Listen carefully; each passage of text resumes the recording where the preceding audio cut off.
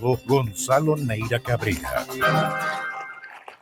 Ya estamos con el staff de abogados de don Gonzalo Neira Cabrera. Hoy con don Patricio Vallejos. El tema es muy importante y es de los testamentos. ¿Cómo está, Patricio? Gusto saludarte. Muy buenos días y felicitarte por el programa que estás realizando también.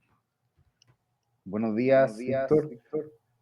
Muchas gracias por la invitación. Como cada 3 semanas nos presentamos, por lo menos a mí me toca presentarme acá en el programa y lo hago feliz. Y como ya anunciaba, aquí tenemos preparado el tema del testamento. Perfecto, pues. Y bueno, muchos piensan que es como en las películas, que el testamento tienen que esperar ahí porque el abogado va a hablar sobre el testamento, pero parece que eso es película nomás, pues, ciencia ficción para Claro, lo que pasa es que nosotros estamos muy acostumbrados a ver la ejecución de los testamentos en las películas y en las series norteamericanas, en donde tienen un sistema completamente distinto a nosotros. Ellos tienen libertad para testar completamente, en cambio en Chile no es así. Uno solamente puede disponer de una parte de sus bienes en el testamento. Entonces, para empezar, hay muchos contratos que se llaman innominados y son aquellos que la ley no define. Pero en el caso de testamento sí está definido. Está definido en el artículo 999 del Código Civil, el cual señala que el testamento es un acto más o menos solemne, es que una persona dispone de todo o de una parte de sus bienes para que tenga pleno efecto después de sus días, conservando la facultad de revocar las disposiciones contenidas en él mientras viva. Como característica que distingue podemos señalar que es un acto unilateral y que la facultad de testar es indelegable. O sea, lo tiene que hacer el cliente sí o sí personalmente en la notaría, obviamente previa consulta y redacción por el abogado. Pero esto es una excepción, ya que la mayoría de los actos jurídicos se pueden delegar. Incluso para que usted sepa, se puede casar uno, puede haber matrimonio por poder, pero testar no. Pero ¿por qué la ley dice que el testamento es un acto más o menos solemne?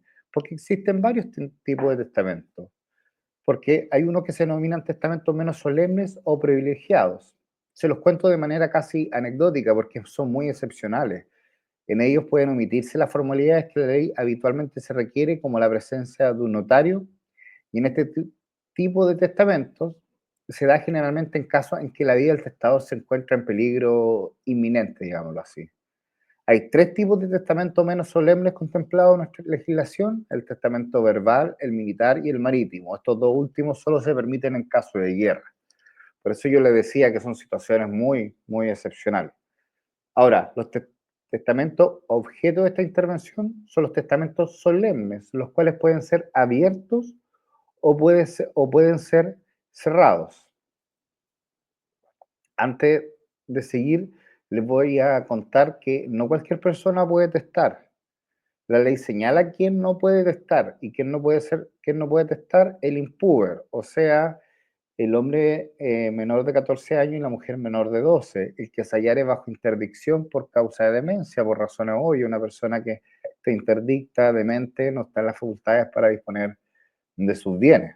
El que actualmente no estuviera en sano juicio por ebriedad u otra causa, otra inhabilidad evidente, debido a que si una persona ebria quiere realizar el testamento, obviamente el notario no lo va a dejar en ese estado. Y todo el que no pudiese expresar su voluntad claramente. Primero, hablemos del testamento abierto. El testamento solemne y abierto debe otorgarse ante un escribano competente y 3 testigos o ante 5 testigos. El artículo 1015 del Código Civil señala que lo que constituye esencialmente el testamento abierto es el acto en que el testador hace saber de sus disposiciones al escribano, si lo hubiere, y a los testigos. El testamento será presenciado en todas sus partes por el testador, por un mismo escribano, si lo hubiere, y por unos mismos testigos. O sea, que durante todo el acto del testamento, desde principio afín, tiene que ser por un mismo notario y por los mismos testigos. A su vez, el artículo siguiente, el artículo 1016 del Código Civil, señala que en el testamento se expresará el nombre y apellido del testador, el lugar de nacimiento, la nación a la que pertenece, si está o no vecindado en Chile y si lo está, la comuna en que estuviera su domicilio, su edad, la circunstancia de estar en entero juicio, los nombres de las personas con quien hubiere contraído matrimonio, también de los hijos habidos en cada uno de esos matrimonios o de cualquier hijo del testador con distinción de entre vivos y muertos y el nombre y apellido y domicilio de cada uno de los testigos que les dije anteriormente que si, en este caso que ante notario serían 3 testigos. Y bueno, en cuanto al testamento cerrado, el artículo 1023 del Código Civil señala que lo que constituye esencialmente el testamento cerrado es el acto en que el testador presenta al escribano, en este caso el notario, y testigo una escritura cerrada, declarando a viva voz y que entiendan que en aquella escritura se contiene su testamento. Los mudos pueden hacer esta declaración escribiéndola en presencia del notario y los testigos. El testamento debe estar escrito o a lo menos firmado por el testador. O sea, un tercero lo puede escribir, pero sí o sí debe estar firmado por la persona que lo está otorgando. Como yo les contaba al principio, en Chile, a diferencia de Estados Unidos, no hay libertad para testar. Hay algunas asignaciones que son forzosas. Por ejemplo, los alimentos que el difunto debía por ley pagar con cargo, se pagan con cargo a los bienes de la herencia. Por ejemplo, una mención alimenticia que esta persona estaba pagando y murió y la dejó de pagar. Las legítimas que componen el 50% de los bienes, que es lo que en derecho se conoce como la mitad legitimaria, y que le corresponde a los herederos como a los cónyuges o convivientes civil, descendientes o ascendientes, padres o abuelos, los que lo llamamos legitimarios. Este 50% va para ellos sí o sí y no hay forma de que se pueda otorgar a otra persona, salvo que la persona que fallezca no tenga legitimario. Un 25% se llama la cuarta de mejora, y esa cuarta de mejora puede ser objeto de testamento, pero solo para favorecer a los que yo les dije que eran legitimarios, los papás, los hijos, los hermanos, el cónyuge o conviviente civil. Solamente para estas personas se puede, es como una mejora que se le hace en el testamento a la asignación de este legitimario. Y ahora tenemos el otro 25% que sobra, que se llama la cuarta libre disposición, y usted se la puede dejar a la persona que usted estime conveniente. Aquí sí ya es más parecido a Estados Unidos, en donde la gente le deja los bienes a quien desee, pero como verá, en Chile el 75% de la herencia ya tiene como un destinatario predeterminado en la ley y uno no se puede salir de sus límites.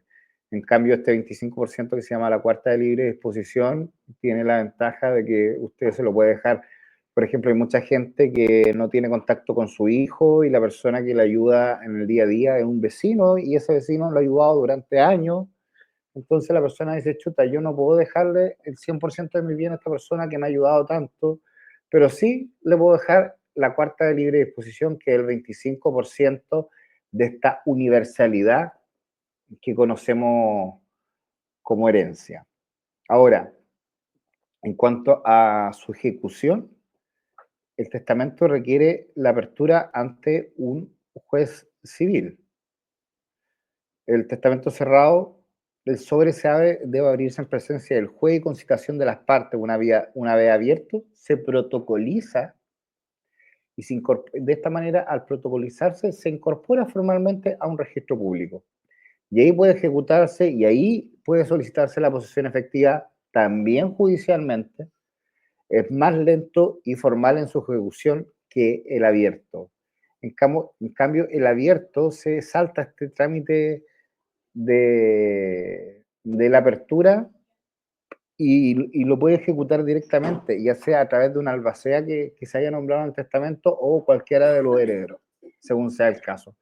Y de esta manera, a través de un abogado, porque esto lo tiene que hacer sí o sí a través de un abogado, solicitar ante el tribunal que se realice la posesión efectiva, porque como ustedes ya sabrán por información que les he entregado en capítulos anteriores, eh, las sucesiones intestadas, o sea, la gente que no deja testamento, se hace una posesión efectiva que se tramita a través del registro civil. Y como les contaba recién, en el caso del testamento, esto se hace de manera judicial, o sea, ante un juez civil. Así que esas son las generalidades que yo le podría contar de el testamento en nuestro país a grandes rasgos. Hay mucha más información, pero ya es más específica. Perfecto, Patricio. Bueno, y cualquier duda, consulta, pueden llamar a la oficina Por de estafa supuesto, de abogados, ¿verdad? aprovecho de dar los números de la oficina del abogado Gonzalo Neira. Nosotros estamos ubicados en O'Higgins 580, oficina 181, piso 18 del edificio Caguac, aquí frente a la Plaza de Armas.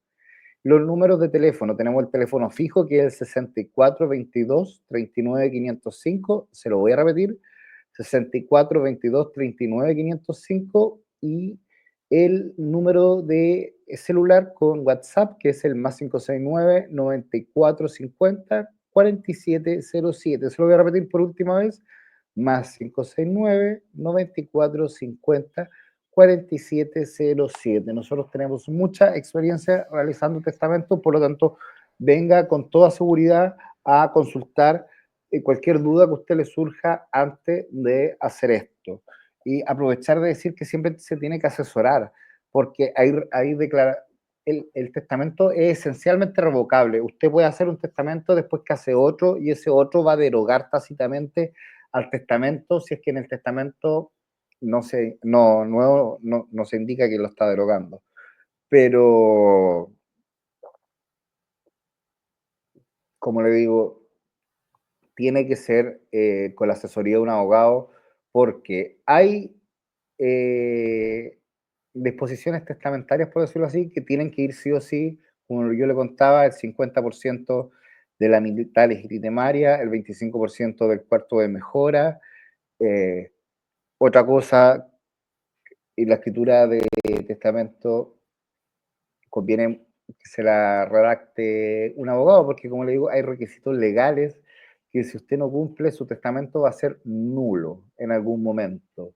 Y su voluntad después de la muerte va a quedar en nada. Por lo tanto, es importantísimo y yo diría fundamental que se asesore con un abogado, porque como yo le dije, hay asignaciones que ya están determinadas por ley. Además, los testamentos piden ciertos requisitos. Entonces, la única manera de asegurarse de que todos estos requisitos se cumplan de acuerdo a la ley es contactando a un abogado. Y ya sabe, aquí en la oficina del abogado Gonzalo Neira, en O'Higgins 580, oficina 181.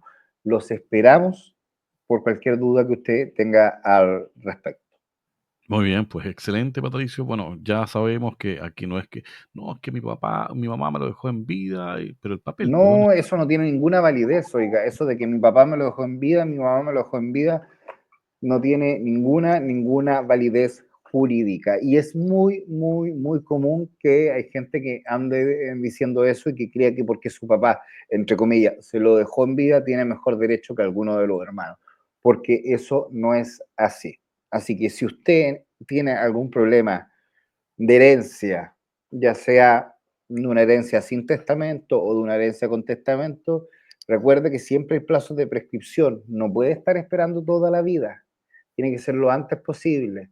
Y por lo tanto, yo le recomiendo buscar asesoría jurídica en cuanto usted tome conocimiento de que está en un problema de esta clase. Perfecto, Patricio, más que claro, pues, un gusto en este día martes lluvioso, que tengan una linda Víctor, jornada. antes que se vaya, los quería ¿Ya? dejar a todos invitados el viernes a Política y Cultura por la 96.5 a las 6 de la tarde Oiga, por Radio Musicop. estuvo muy buena la entrevista que hizo a la ex ministra de Isabel Pla, ¿ah? De Cultura. Buenísimo, Muchas bueno, gracias. Fue una entrevista muy agradable. Ella Es una persona muy agradable y con muy buena disposición. Muy bien, pues. Felicitaciones, Patricio. Hasta pronto, pues. Hasta pronto, muchas gracias, hasta luego. Hasta luego.